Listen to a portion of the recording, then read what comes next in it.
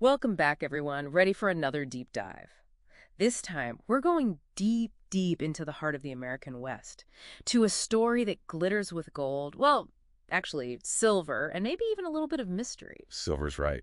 The Comstock lode, Yeah. one of those legendary discoveries that practically built Nevada. Exactly. But here's the thing. Have you ever wondered if the name Comstock tells the whole story? That's what we're here to find out, right? We're diving into myth-busting the myth, the Grosh brothers' grasp on an unforgiving history today, and let me tell you, it's a wild ride. Wild is an understatement. So picture this. The 1850s, California gold rush is in full swing. Thousands are heading west, hoping to strike it rich, panning for gold, and living the boomer bust life. It's the quintessential image of the Wild West, isn't it? Prospectors with their pickaxes and dreams of gold nuggets. Exactly. But our guys today, the Grosh brothers, Ethan Allen and Hosea, well, they weren't your average prospectors. Oh, not at all. These were men of science, men of faith, and you could say men of art, even. Art. You mean like painting landscapes out on the frontier? Not quite. Though I bet those landscapes were something else back then, eh? No, I'm talking about photography. They were daguerreotypists. Imagine capturing the Wild West in its early days, those rugged landscapes, the boom towns, all on those delicate silver-plated copper sheets. That's incredible. Talk about a combination of artistry and, like you said, science, the chemistry involved in early photography, especially in those conditions. Oh, absolutely. They had to be masters of their craft. But their scientific knowledge went even deeper. These guys, they were way ahead of the curve. They were experts in chemistry, and even more important for this story, metallurgy. So while everyone else was looking at rocks, hoping for a glint of gold, the Grosh brothers, they could actually understand what they were seeing, right? They knew their elements from their alloys. Precisely. And this is what sets them apart. While others were digging blindly, they had a secret weapon. Knowledge. Knowledge is power, especially in a gold rush. It wasn't all science, though, was it? They were also deeply religious. Yeah, that's a fascinating aspect of their story, too. And that wasn't just, surface level. So from what I've read, it was more about their character. The salt of the earth is how one person described them. Genuine religion of the heart. Driven by something bigger, it sounds like. Yeah. And it seems like it gave them a certain resilience, because they faced more than their fair share of setbacks, as you can imagine, heading out west in those days. So while everyone else was caught up in the frenzy of finding gold, the Grosh brothers, they suspected there was something else hidden in those hills, something even more valuable. Now, see, that's what I love about history's little twists and turns, Because you're right, while gold was all the rage, the Groshes, they started finding this dark gray mass. Other miners, they just tossed it aside as worthless. But not the Grosh brothers. They knew better, didn't they? They had that hunch. What was it about this worthless rock that made them take a second look? They suspected it was silver carbonate. And remember all that scientific knowledge we talked about? It was about to pay off big time. So they're looking at this rock that everyone else thinks is worthless, and they're seeing silver. You got it. But they needed proof, right? So they did what any good scientist, any good metallurgist would do. Yeah. They conducted an assay. An assay. Basically a test to see what the rock was made of, to figure out its purity, its value, and the results. Well, let's just say they confirmed what the brothers suspected all along, silver and lots of it. No way! So they actually struck silver, just like that. What did they say? Do we know how they reacted? Oh, they knew they were onto something huge. They wrote, our first assay was 1/2 ounce of rock. The result was $3,500 of silver to the ton. We are very sanguine of ultimate success. Imagine that, $3,500 from just a tiny piece of rock. Back then, that was a fortune. Sanguine, you said. Confident, hopeful. They weren't messing around. They knew this discovery could change everything. Talk about a discovery, huh? But like all good stories, I'm guessing this one comes with its share of twists and turns, right? Oh, definitely. And this next chapter, it's a heartbreaker. You see, just as the Grosh brothers are, on the cusp of making their dreams a reality, tragedy strikes. Don't tell me. The silver, it was cursed, like something out of an old prospector's tale. Not cursed exactly, but definitely a twist of fate. It's August of 1857, and Hosea, he suffers what seems like a minor foot injury. A foot injury, huh? What's that, a sprained ankle, something like that? Something like that. But remember, this is the 1850s.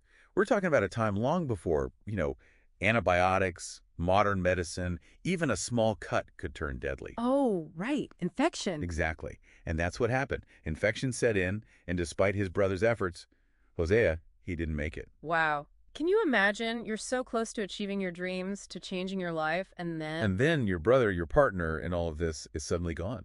I can only imagine how devastated Ethan Allen must have been to lose his brother, and on top of that, they were right there, about to prove their claim, to make Hosea proud. He was heartbroken, absolutely. Right. But he was also determined. Determined to honor his brother's memory by making their discovery known. So he sets off to California to make it official. In the middle of winter, right? To cross the Sierra Nevada back then, even in good weather, it must have been brutal. Brutal is an understatement. And remember, this is no ordinary journey, right? He's carrying the weight of his brother's death, the weight of their dreams. Did he go alone? That seems almost impossible, even for a seasoned prospector. He wasn't completely alone. He had a friend with him, a young guy named Richard Maurice Buck. Okay, so at least he had someone to watch his back. What happened next? I'm on the edge of my seat. Well, as you might imagine, the journey, it was a nightmare. They faced blizzards, they lost their pack animal, they were running out of supplies. Oh, man. Talk about adding insult to injury. What did they do? They were forced to take shelter, found this abandoned cabin known as the Greek Hotel. The Greek Hotel. Sounds fancy for an abandoned cabin. Not so much, but it was shelter, right? And it was there, in that desperate situation, that Ethan Allen, he decided to hide their treasure.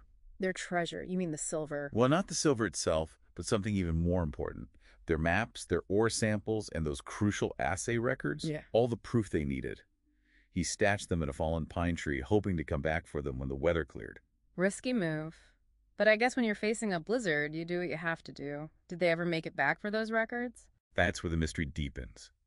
Because while they were eventually rescued, both men, they were in bad shape. Severe frostbite. Frostbite. Oh, no. Buck, he survived, miraculously, though he lost parts of both feet. But Ethan Allen, he succumbed to his injuries on December 19th, 1857. Both brothers. Gone within months of each other. It's hard to believe. But what about the silver? What about those hidden records? Did anyone ever find them? That, my friend, is where Henry Comstock enters the story. Comstock. Wait a minute. As in the Comstock lode. The one and only. And trust me, the connections here, they get even more intriguing. Remember how Allen had arranged for someone to watch over their cabin? You mean? You got it. That someone was none other than Henry Comstock. Get out of here. You're kidding, right? So Comstock, he knew about the silver all along. Well, that's what we're going to dig into next. Because after the Grosh brothers died, Comstock, he staked his own claim to their discovery. So we've got this incredible discovery shrouded in tragedy, and now Comstock, who was supposed to be watching their cabin, he ends up with his name on the load. That's got to be one of the biggest, wait, what, moments in history. Did nobody question this? What about the Grosh family? Did they just disappear? Oh, they did not. See, the Grosh brothers, they had a father, A.B. Grosh, and he was not about to let his sons be written out of history. Good for him. I mean, talk about a slap in the face.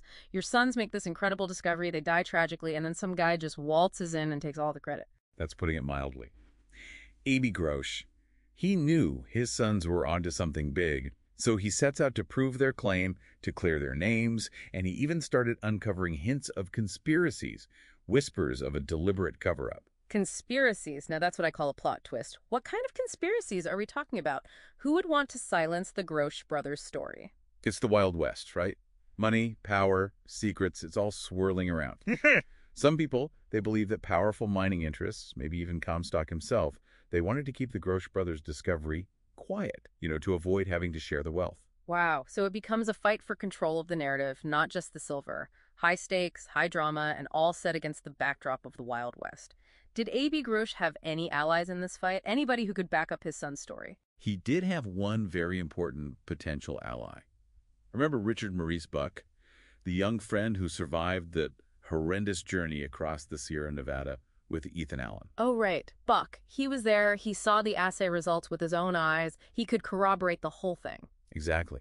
So A.B. Grosh, he reaches out to Buck, hoping he'll testify, hoping he'll help restore the Grosh brothers to their rightful place in history. It's like something out of a courtroom drama, the one witness who can make or break the case. So what did Buck do? Did he spill the beans?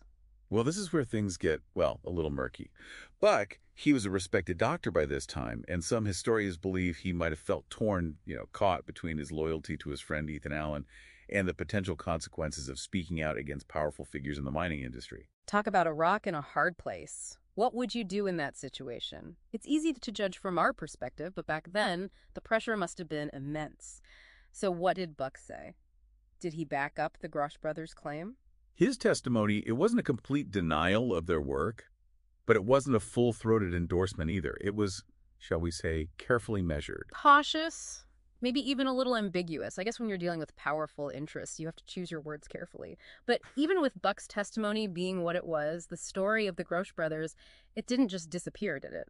Not at all. Yeah. Because sometimes, the truth, it has a way of seeping out, like water finding its way through cracks. The Comstock lode, it became a boomtown, no doubt about that. Silver poured out of those mines, fueled the growth of Nevada, even helped fund the Union cause during the Civil War.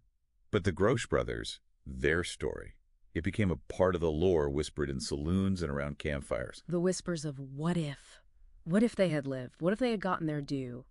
Their story, it's a reminder that history, it's not always black and white, is it? Absolutely.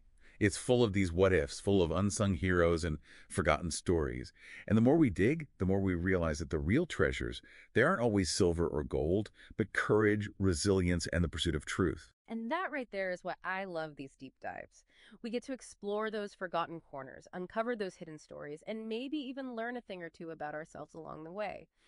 So the next time you hear the name Comstock Lode, remember the Grosh brothers, Ethan, Allen, and Hosea. They might not have gotten the recognition they deserved, but their story reminds us that sometimes the greatest discoveries are the ones that make us question, that make us think, and that remind us that history, while it's never really over, it's still being written.